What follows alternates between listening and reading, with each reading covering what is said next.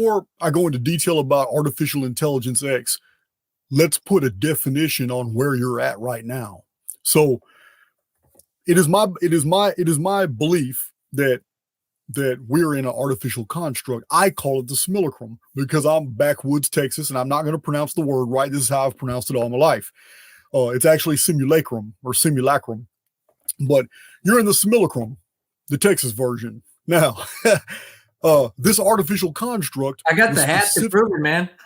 I kind of wish I had my hat. It's way out in my van now. But listen, this artificial construct is an extension of the oversoul. It is to allow the growth of immortal beings such as ourselves to be able to develop and do things in an environment that it can't do it on the outside of the we can't grow on the outside of the construct. We cannot grow where there is absolute perfection. We have to be introduced into a falsified environment where we can suffer, where we can feel the pain, where we can feel hunger, where we can actually live in physical avatars and go through all the vicissitudes of life. This is where development and growth occurs. Outside the construct, we may have another layer of the holography between us and the oversoul, but the simulacrum itself is an extension of the oversoul. It's so anything that happens inside here won't cross-pollinate or cross-contaminate the real reality. We're not in the real reality. We're in a false version right now. We are immortal souls that are in very primitive, very restrictive avatars that are governed by the central nervous system that doesn't allow us to see everything that's there. It doesn't allow us to hear or feel or touch or taste everything that's there. Everything is very limited, and these filters actually help us in the limited sense move through this artificial physicality.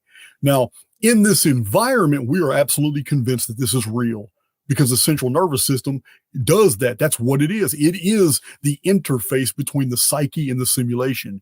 So it makes us feel there's no way we can prove to ourselves that we are in a simulation. It can only be done as an intellectual exercise. There is no way in a physical medium that physical beings will ever be able to actually prove that nothing is physical and it's all simulated. It's a byproduct of projections from the psyche.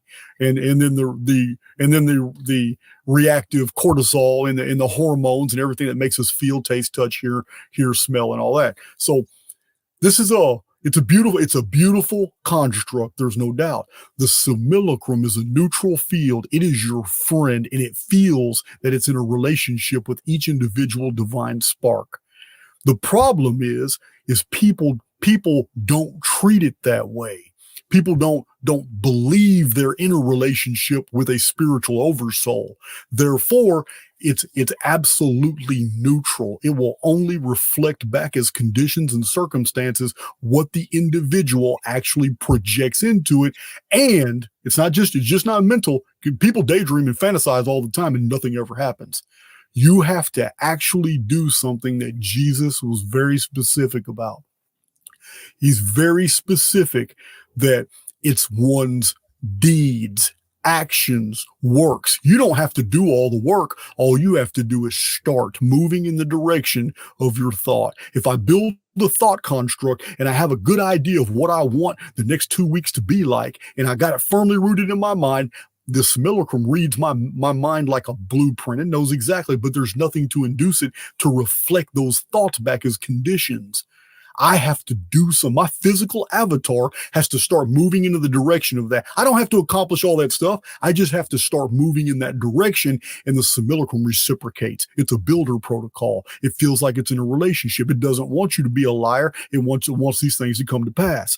But the problem is 2 days later, Jason gets discouraged about something else and projects that, and then loses focus on what he really wanted and stops moving in that direction. And the simulacrum honors that as well. And instantly stops. It's neutrality.